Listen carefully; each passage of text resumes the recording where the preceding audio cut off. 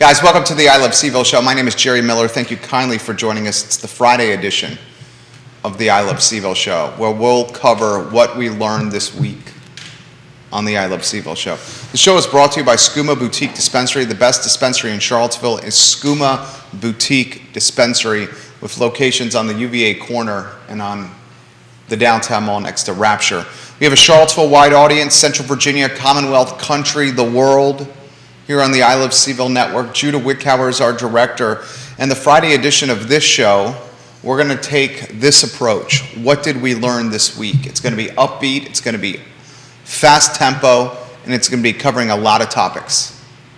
We'll talk Brackney. We'll talk the city employee inside the Capitol. We'll talk the comments Lloyd Snook made yesterday about the city employee inside the Capitol on January 6, 2021. We'll talk childcare affordability in Charlottesville. We'll talk a new executive chef at Multiverse Kitchens, a topic sent to me by Scott Aaronworth. We'll talk Legos and a $1 billion production facility, billion with a B, in Chesterfield County. It's the only production plant for Legos in North America.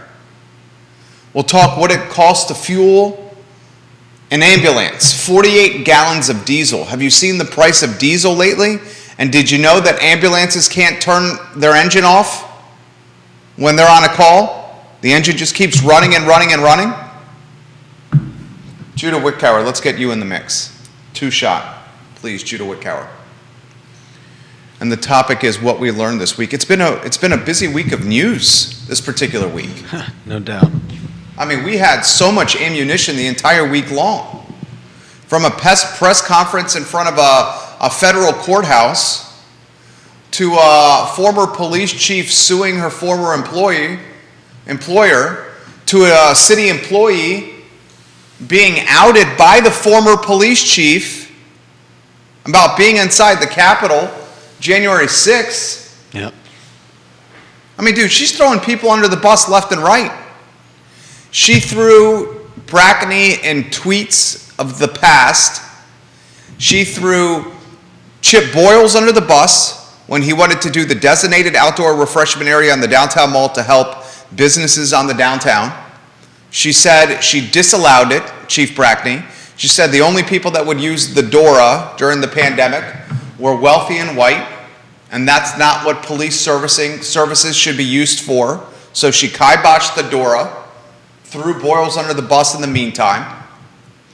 She openly outed an employee who was in the Capitol on January 6th during the riots. Who she unilaterally decided was a criminal. Who she decided was a criminal. Yeah. After she asked her, a team member, an assistant police chief, to investigate, he found there was no crime committed, then she determined it was a crime. Yeah, apparently. She is openly saying she has audio recordings that have tremendous dirt on the city. So what did we learn about Brackney this week? We'll stay with the motif of the show. What did we learn this week? I think we learned she's willing to go for the what do you call it? The jugular. Burned, scorched earth strategy. Yeah. Take everyone down that you can if they don't give you what you want. I learned from Brackney that she is a scorned person who's vengeful, bitter, angry, and has nothing to lose. Yeah, I mean, some of that's understandable. Nothing to lose. Oh, sure, absolutely. There's no doubt in my mind an aspect of this story is Brackney was done wrong. Yeah. No doubt in my mind. But we're now 8 months removed. Yeah. And she's still bringing the fire. Right. At some point, you either move on or just this stuff. I mean, it's got to be festering for someone to take action like this. Aaron King, welcome to the broadcast. One of Western Albemarle's finest alumni. The Queen of Scottsville. I would like to hear from, for instance, Scott Aaronworth is a lawyer. Scott Aaronworth?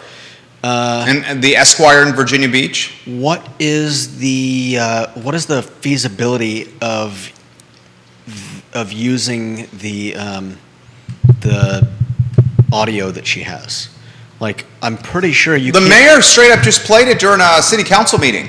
She secretly recorded somebody and then played the recording on the dais during a city council meeting. Now, as a former reporter, how I was trained while a reporter at the Daily Progress, anytime I recorded somebody for a story, I notified them that I was recording. Yeah. But Virginia is a state where you only need one-party consent. In court? One-party consent, and the one party is the people doing the recording. Some states, secretly recording people is illegal. Yeah, that's pretty freaking dirty. In some states, it's illegal. Virginia, it's not illegal. I mean, that veers into like police entrapment territory. In some states, it's illegal. Right? In Virginia, it's not. That's crazy. Even in court, you're sure about that? I didn't stay at a Holiday Inn and Express. I don't know for certain. And you've What? said on this program you don't want me to speak with confidence and conviction. But I do know for certain that Virginia is one-party consent for audio recordings. Man. Now, if someone's life is on the line or he or she is going to jail based on these audio recordings, I don't know how much weight secret audio recordings is going to carry with a judge or a jury. But in this state, it's one-party consent for audio recordings. And a perfect example of this is the secret recordings Nakia Walker was doing, which she then played during a city council meeting. Well, it's one thing to record something and play it. It's another thing to actually admit it as evidence in a court proceeding. And then utilize it as leverage in a press conference to scare a city. Well, no, I mean, I'm just saying the legality. You can record someone. I don't know what the. If you were going to record somebody, how would you do it? Have you ever secretly recorded anybody? I have not. No. I have not. If you were going to record somebody, I would imagine you're just going to, it's pretty damn easy these days. You're going to just take out your iPhone and go to the hit record. Hit record and you got it. And it can work from pretty far away. And you can record somebody while talking to them on the phone. Yeah, so again, my question is, I don't know that there's any particularly legal or illegality of just recording someone and like playing it back to someone else. But as far as using that as evidence in a legal case, I would like to know how if you're correct in your assertion that Scott Aaronworth, are you watching? Any Virginia. Attorneys watching? Any attorneys watching? Can you use secret audio recordings and do they stand up in court? my biggest Any attorneys help with that answer? Can you put your comments in the comment section and let us know? my biggest problem with that would be proving that, like, if I could find someone that sounded like you and write them a script and then record a conversation between us. Yeah. That's the world we live in. It's so dirty. And then next thing you can know, you can utilize that audio recording, say it was me, and it can be dirt. Yeah, I mean, that's just It's dirt. foul. It's dirty.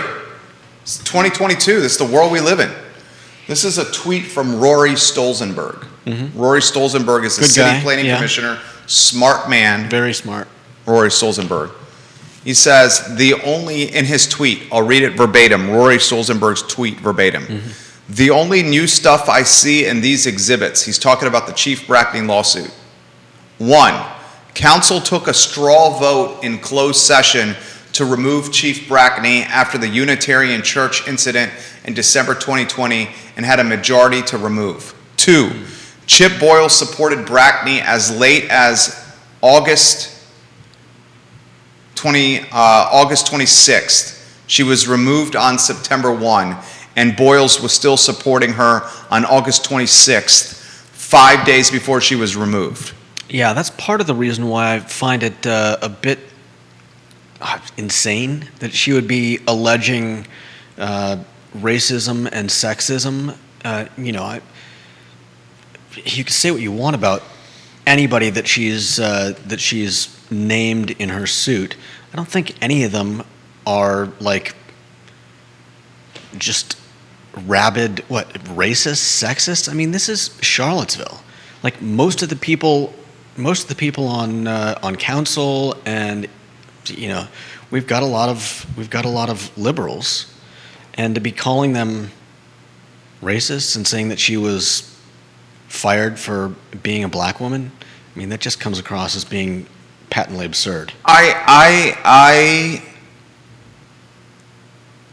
I'm worried about Bellamy Brown here. He's my friend. He's your friend. Yeah. He's come on this show. My friend Bellamy Brown got caught up in some stuff on the Police Civilian Review Board. Some behind-the-scenes stuff. And he's named in this lawsuit. He's certainly not a racist. He's the absolute opposite of a racist, Bellamy Brown. Yeah. But I'm worried about him. He's named in the lawsuit. He's on the Police Civilian Review Board as a volunteer. Right. Not even getting paid. Is every other person in this lawsuit that was named in this lawsuit is getting paid? Mike Wells, friend of the program as well, is getting paid by Elmore County, not the city. Everybody else getting paid by the city or was getting paid at the city. Bellamy was not. Right. He's a volunteer. Yeah. Given his time. Right. So I'm worried about him and how this is going to play out and what kind of exposure he may or may not have. I think the last time he came on the show, which was about a week ago, 10 days or so ago, yeah, it was pretty crystal clear he's not running for anything else. Yeah, why would you? And he made that pretty clear. I think one of the phrases he utilized on this show was he's already given his pound of flesh. No doubt. To the city. Mm-hmm. And unfortunately, that pound of flesh may be a couple more pounds once this lawsuit is done. I'm not sure how much they could This is a curious question. Reasonably or even unreasonably hope to get out of him. This is a curious question I would have. The employees named in the lawsuit that were employees of Charlottesville City, their exposure, financial exposure, is covered by an insurance policy. If Charlottesville has to pay out, it's not like Lloyd Snook or Cena McGill or Heather Hill are opening up their wallets or checkbooks or purses and paying money to Brackney. It's an insurance policy. Mm-hmm. This is what I'm very curious about. Does anyone have this answer? Does that insurance policy cover Bellamy Brown and the Police Civilian Review Board, a volunteer position? Does it cover that? Carol Thorpe, do you know the answer to that question? Does it cover the insurance policy, volunteering and volunteers and folks not paid or employees of the city? I mean, he would want to know that answer. I'm sure he's got that answer already. I'm sure he's got that answer already. So what did you learn as we move on to the next topic? What did we learn? Brackney scorn, Brackney wants vengeance and revenge. We had a chance to pay Brackney $3 million in November of last year. She went from $3 million and now is demanding $10 million. And she said in the press conference, if you don't pay up, I'm going to release the tapes and the secret audio recordings. To show that she was serious, she outed a city employee on Twitter for being in the Capitol during the January 6, 2021 insurrection. But didn't she out him a while ago? No. You just mean that she outed him by saying that there is someone. She outed him by publishing the tweet that there was an employee for Charlottesville City in the insurrection, in the riot. I had my assistant police chief do the investigation. He found that a crime was not committed, but I thought a crime was committed, so I sent it to the FBI regardless. And then the FBI found that no crime was committed, so he didn't lose his job. I still think that's a big nothing burger. And if that's her, her biggest piece of ammo, that she's outplayed herself. God, she just sent a tweet again about the city. This is Brackney and the city employee. Are you ready for this? Yeah. So socialist dog mom Molly Cogner on Twitter has identified the employee, Judah. Right. And socialist dog mom sent this tweet. The city of Charlottesville has offered only minimal comment on the matter, resting enormous weight on the simple fact that City Hall never received a call back from the FBI after former police chief Brackney reported the employee's presence inside the Capitol on January 6.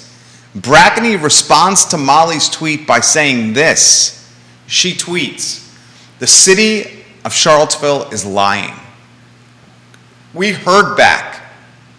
FBI Richmond," and she's @symboling FBI Richmond, tagging them in the post. "FBI Richmond interviewed assistant chief and claimed arrest pending.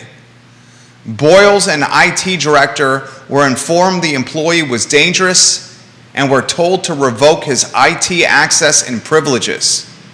Instead, the Charlottesville Police and Charlottesville City Hall revoked my access and privilege."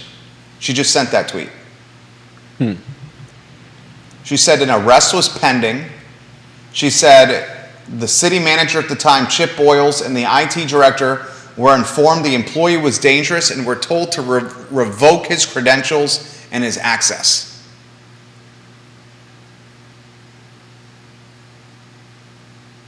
What do you make of that? I mean, it's all hearsay until we get an official statement or ruling. Dude, she is sending this. She is literally on Twitter. This is Chief Brackney's Twitter account. I'm looking at it now. She is tagging and @symboling NBC National News, Meet the Press, and national media outlets about this Charlottesville employee. She sent another tweet yesterday saying, "I told the FBI the employee breached the Capitol and his Twitter, Parler, and YouTube accounts contained 1776 violent extremist language." She's trying to make this into a story. Are you seeing it? I'm looking. For those that want to see her account, dude, her Twitter handle is ChiefB_CVille PD. Explain to me why the profile picture is her in a uniform still, a Charlottesville Police Department uniform. Explain to me why her handle is still Charlottesville in the handle.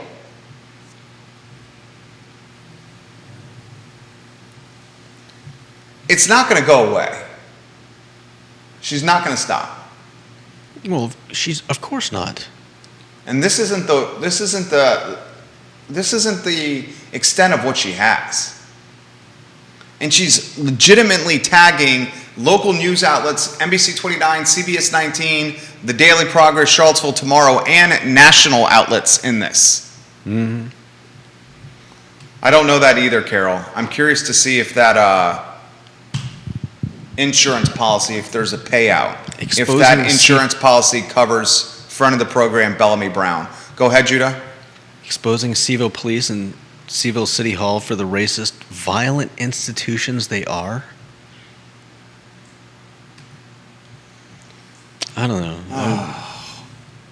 I hate to say this, but it's going to get way messier before it gets better. Oh, it definitely is. Way messier before this gets better. Way messier. Does it change anything you have to, and granted, you probably still want more information, but now that Brackney is tweeting on the record that the city employee was about to get arrested and to have his IT credentials and his city hall access revoked, does that change anything for you about this city employee and keeping his job or losing his job? Yeah. I mean, you don't just fire someone on hearsay. If somebody, like, yeah, if she's correct and Let's see. What is she saying? Who is she saying that the FBI talked to? City lying. We heard back. I don't know what that means.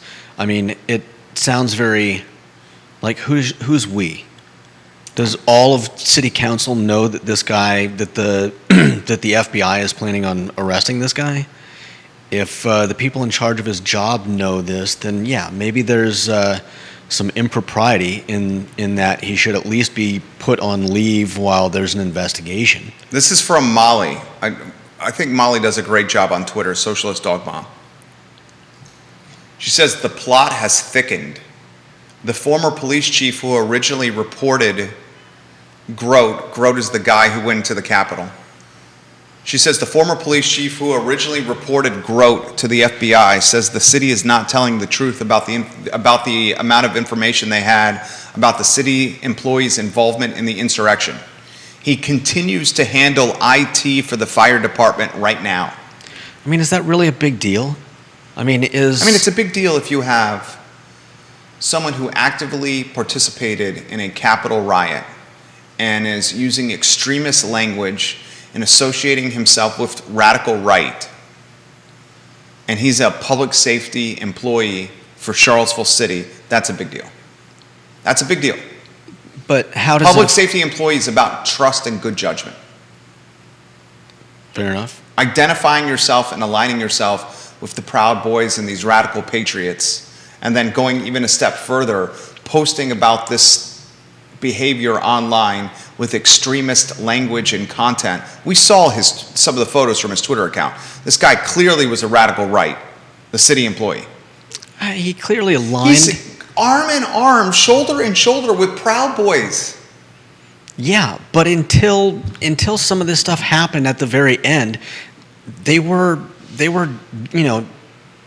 basically the right's version of BLM.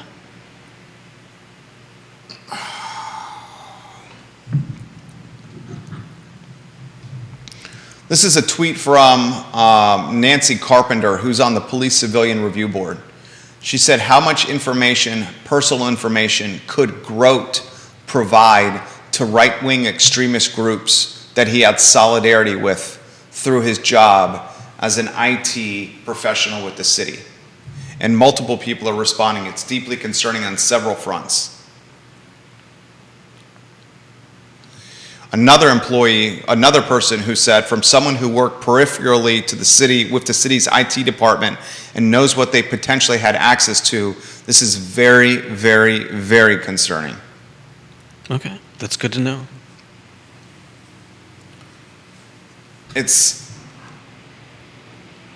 We are in brand management, and some of that brand management from time to time includes crisis management. And as someone who has to consult and advise his clients on crisis management, the longer you let something drag on, the worse it's going to be. Give Brackney some money, and as part of that money, she has to sign a buttoned-up confidentiality agreement, or she can never talk about this again, or she has to pay the money back. Her tagging Meet the Press and the NBC national network in tweets on this story and willing to speak to anyone on the record about it is not good. Yeah. And we don't even know what these secret audio recordings are, and we also don't even know how she's going to utilize these secret audio recordings. Anything else you want to add to this? No, I think there's a lot to learn. A lot to learn, which is terrifying. Now you're going to educate us on affordability for childcare in the city of Charlottesville. A serious concern in this town is childcare affordability, but we may have some silver hope, some silver linings. I think it's a serious concern everywhere. We had Kerry Rock saying that he pays $30,000 a year for 2 kids. For childcare, $30,000. How many people in Charlottesville even make $30,000 a year? There's probably quite a few people in Charlottesville that are around there. Okay, there's also quite a few people who are getting pushed out of Charlottesville because they can't afford housing, and we're hearing that for what, 2 kids, $30K a year? Yeah. I mean, That's astronomical. My kid did camp for a week, 8:30 to 3 p.m., $550 a week. yeah. And let's take this back to my to what I was saying, a week or two ago about how it may just be unaffordable to work for a lot of people. I mean, think about it. If I had to pay $30K a year for childcare, it might be a better. Well, your wife would work. Or, I mean, that's probably what you would do. Or one of us would quit. Or one would stay home. Or one of us would quit and save ourselves not only $30,000 for childcare. I mean, why do you think one of the reasons my wife stays home? The work that she was going to do was going to pay a level that it didn't make sense for her to work. Yeah. Because once we put our son in childcare and then shuffled our schedules and navigated who was going to pick up and who was going to drop off and do all that jazz, she was going to make nothing. Yeah. So instead like I said, going to work to pay to go to work. Yeah. Instead, she spends the day with him, and he gets more from her than he would potentially in a child care setting where there's 20 kids for one provider. Right. So And you see him when he comes here. He's always with her. Yeah. I mean, I think she's doing a great job. Oh, I think it's wonderful. Yeah. But it's to your point. If she was to work, the pay that she would be getting from the jobs that she would be qualified to do would go to pay for childcare. Would go to pay for childcare. And gas. Yeah. So she stays home. Yeah. It's not maybe a dream scenario for her, but it is what it is. Yeah. And that's where we come to Come As You Are CVille, who are doing something really great, which is Come As You Are CVille is a nonprofit. Hosting a free summer program. They're working to make childcare accessible for everyone, and this is great. I mean, it's an 8-week summer program for children ages 5 to 17, and it's free. That's amazing. Yeah. Did they quote the head of Come As You Are CVille in that story? Let's see. Founder Tristan Cabeza. Tristan Cabeza. He's come on this show. Yeah. With Freddie Jackson and with Scott. Yeah. He said, we're out here at Forest Hills Park having a lot of fun. It's free for people living in Charlottesville and Albemarle County areas, and mainly the kids that are here are from lower income housing developments. So I think this is incredible.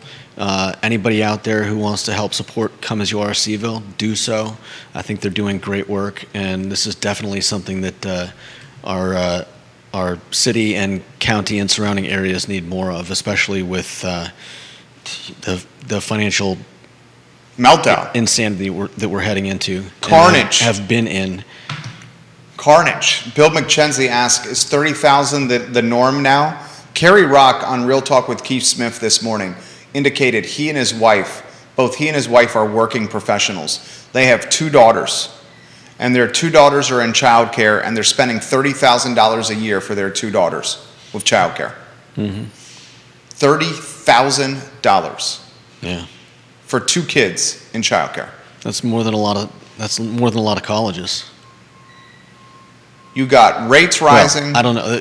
I haven't been to college in a long time. You got rates rising. You got credit card debt. The rates on credit card debt rising. You got gas over $5. Groceries more expensive than ever. You got real estate assessments up. Mm-hmm. You got personal property taxes up. Oh, man. I'm about to pay my Albemarle County real estate taxes. They are due June 27th. My vehicle taxes are up 25%. My real estate taxes are up. My groceries are up. Yeah. My gas is up. My child care costs are up. Postage is up. Electricity is up. Water is up. Netflix raised their rates. HBO Max raised their rates. Amazon's raising their rates. Time to start thinking about selling a child. Dude. That's why you have 2. Might sell you. Who wants to buy Judah Wickhauer? First $50,000 gets him. I don't eat a lot. Yes, you do. What? You have a voracious appetite. When I actually have enough to When you have food make in front use of you eat the food as if it was your last meal on this planet. You eat the food as if you were a lioness devouring an elk baby, a baby elk. You need to talk to my dad. What, you're saying he devours at a greater clip than you? No, he would tell you that you're full of it. That you don't eat fast? I'm like the slowest eater in my family. My grandmother was Keith Smith says lies of the dog eats a bunch. only because she's fed a bunch. He also says, in reference to Bellamy, if it goes a certain way, why would anyone volunteer to serve the community again? Right. If they can get sued and they're not covered by insurance policies. That's a very good point. Yeah. If the volunteers are not covered by the city's insurance policy that protects them financially from lawsuits, why the hell would someone volunteer? Yeah. You go to the Police Civilian Review Board, you do it with the intent of trying to make the community better and to build trust between the police and residents. You get paid nothing, and then you get slapped with a lawsuit. Yeah. You get named in a lawsuit demanding $10 million.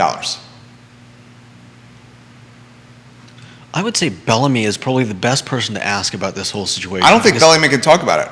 He probably can't, but he would Carol be the... Forbes says, do you wash windows?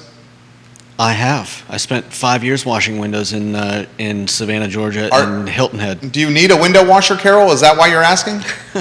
Finish your thought there, Judah. I was just saying that Bellamy's opinion on this whole thing would be the one that I am most interested in hearing, because he's the one with the least skin in the game in regards to working for the city. Like, when whatever decisions he made weren't made in terms of, okay, I'm making this much money to X, Y, and Z. It was like you've said, he was working a position where he didn't get paid. He was doing it for his love of the city, and so I would imagine that his reasons, his surrounding whatever decisions he made were the most free of what's the word I'm looking for?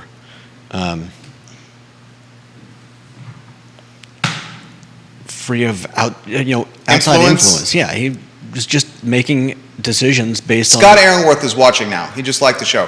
Scott Aaronworth, Chief Brackney has secret audio recordings, she says.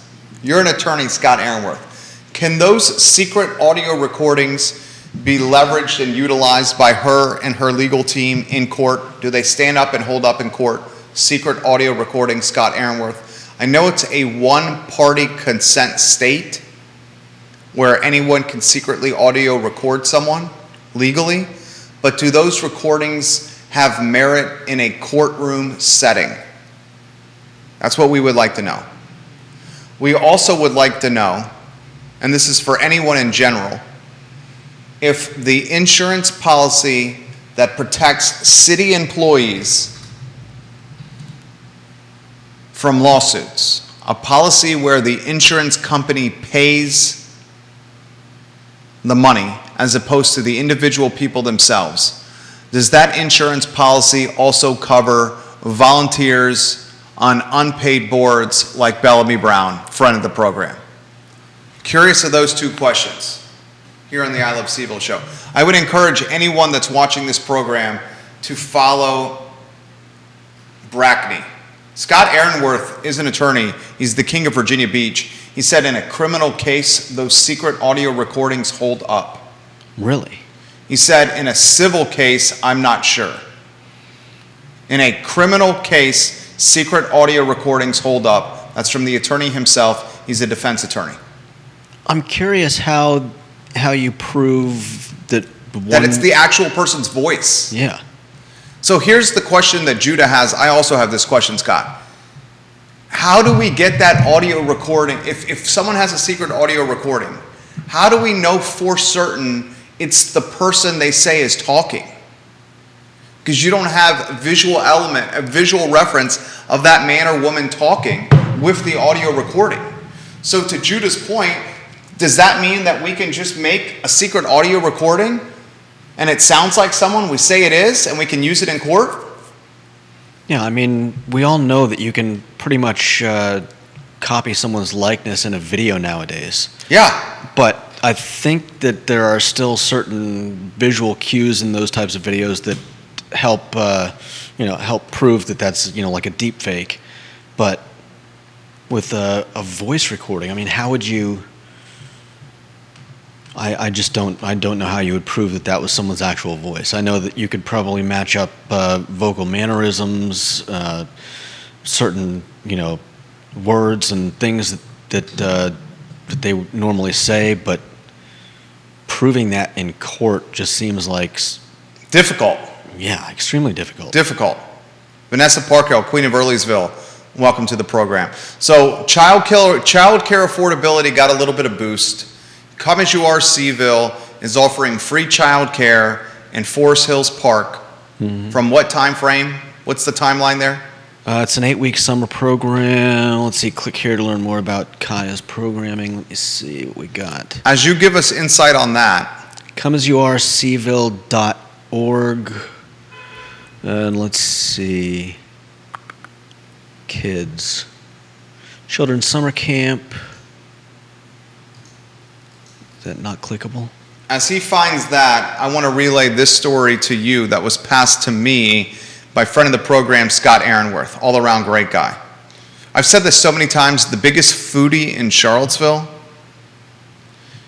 is an attorney in Virginia Beach, and his name is Scott Aaronworth. He said this to me, and I'm going to turn it into a topic on today's show.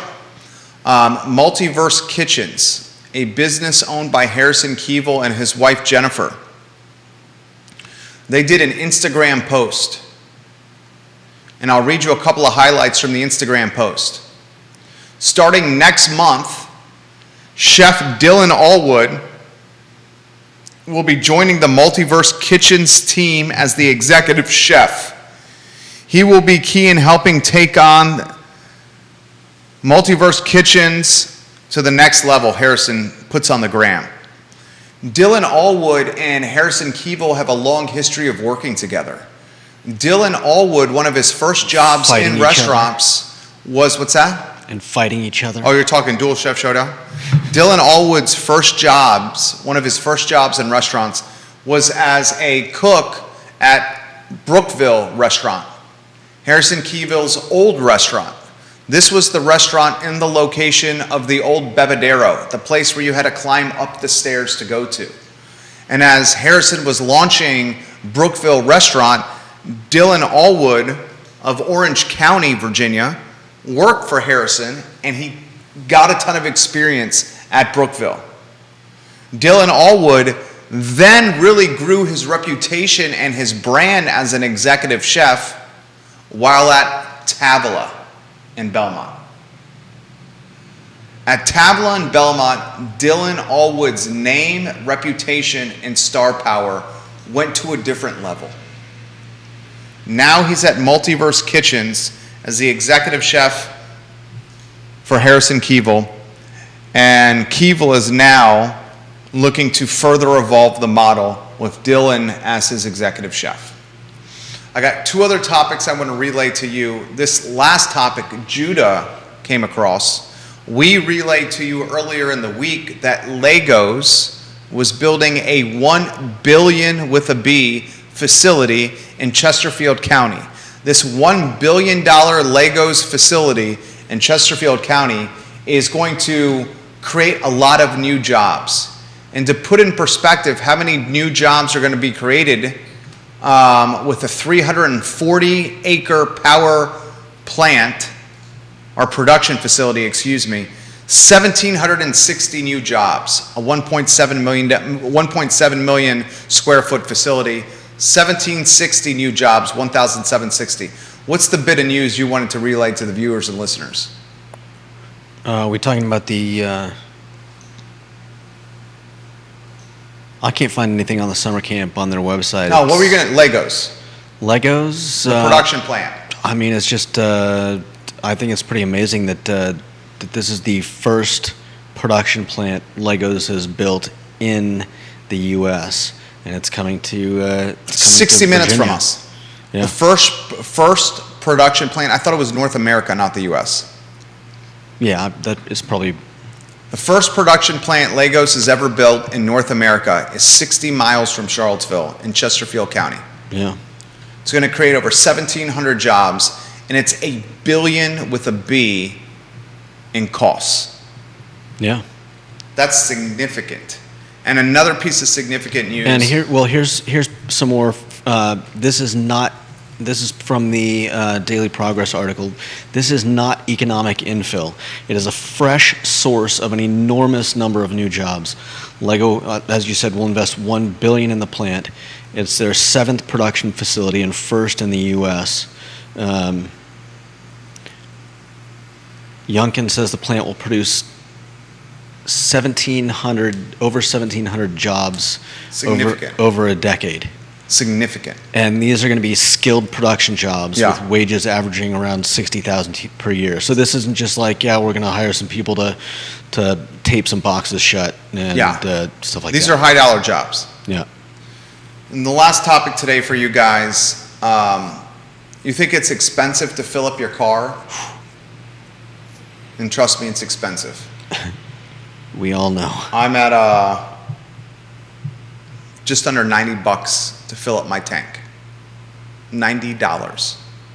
I've been consistent in not filling up my tank ever. I just put $10 in anytime I go to the gas station. So the difference being that I used to be able to put $10 in and go Why do you for do it that way? 2 or 3 weeks. You just keep coming back to the gas station and filling up with gas? It's not like I never drive by a gas station. I know, but your time is so valuable. Just do it once. It takes me like 2 minutes. Do it once. You think it's expensive to fill up your car, my car, Judah's car? How about an ambulance? Oh. An ambulance runs on 48 gallons of diesel fuel. Yeah. And as Judah indicated before the show started, the ambulance never turns off when they're on a call. Have you noticed, just like police officers, they keep the engine running. So an ambulance needs diesel to run, and it holds 48 gallons. Well, the average cost for diesel in America is $5.80. So this is how much it costs to fill up an ambulance.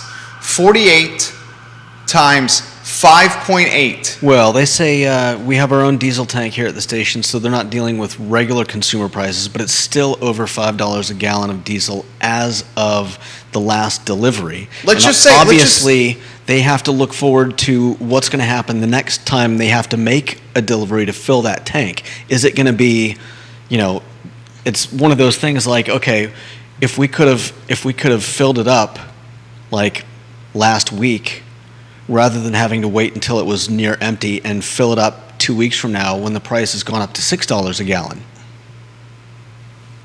$280 to fill an ambulance. Right now, $280. And Carol Thorpe was just joking when she said that she was going to buy you. She says that she was joking because I was putting you up for sale for $50K. She very much appreciates you on the show. As long as I get the money, I'm fine with that.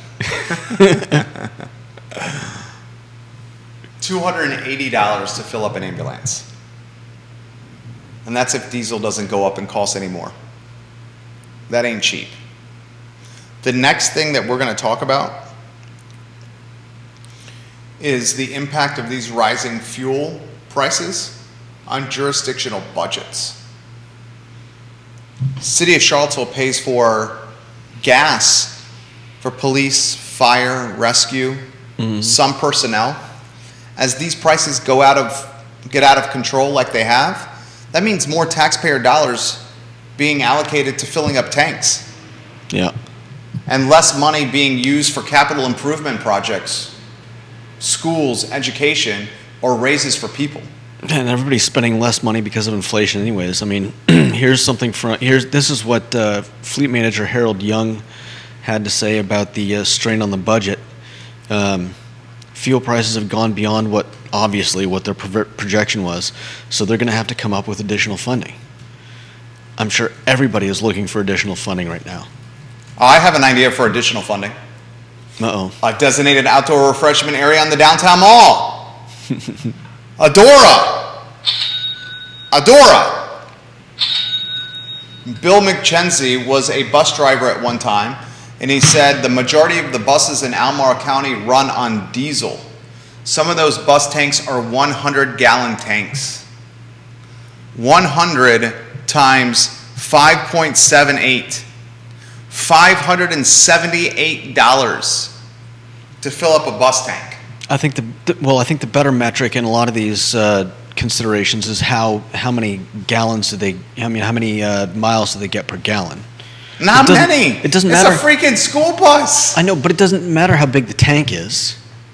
The reason their tanks are so big is because they don't get that many miles per gallon. Fair enough. If they had tanks the size of ours, little Johnny in Earlysville would make it to elementary school. He'd be left by the Target instead at the Holly Mead. He'd be hitchhiking to elementary if it was a 17-gallon school bus tank. $600 to fill up a school bus. Yeah. Is that not nauseating? Nauseating for me.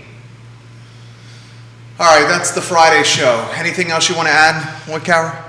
Oh, let's see. Yeah, speaking of gas, I mean this is not local, but I think it's a feel-good story. That's a good way to end this this show and this week. There is a Seek. Anyone know what a Seek is? Anyways, there is a gas station owner in Phoenix, Arizona, who is selling gas at 50 cents below his cost, losing $500 a week. So it's a good Samaritan. That's not going to last long. He said, God gave me help. It doesn't matter. We are not here to make money right now. That's I'm not very gonna last happy long. to help the other people. He did it before. That's not going to last long. Vanessa Parkhill says diesel gets better mileage than regular gas. What's up, Vanessa? I hope you're doing well. He actually did the same thing in 2007 when he For how long? When he bought the gas station. For how long? I don't know. There's a gas station that's for sale on High Street for $450,000. Is that the Sunshine? Is that what it is? Oh no, that's So when you're going down High Street, like you're coming from downtown and you're going to Pantops, it's on the left. Yeah, that's the Sunshine gas station. $450,000, that's for sale. Yeah, right across from La Michoacana. La Michoacana, yeah. $450K. There's a lot of drive-by traffic on that road. It's Yeah, been no on the doubt. market for a long time. Yeah, I think if someone put a little TLC into that place, it could be. Should be the I Love CVille gas station. There you go. Jerry's next investment property. Friday or Sunday's Father's Day. You got any plans for Big Jim? We'll see what Big Jim wants to do. Tell him Happy Father's Day. I'm trying to figure out what to get him. I mean, what do you get for someone who's got everything? Your time. He just wants to spend time with his son. I think I'm going to get him a super hot sauce sampler. He loves hot sauces? He loves every time we go to Mexican restaurants, he asks for mas caliente. I was at Continental Divide last night eating dinner, and I had the Danger hot sauce. Nice. I put Danger on the blues, the chips they do, the appetizer. Did it make you sweat? Dude, I was sweating uncontrollably, perspiring.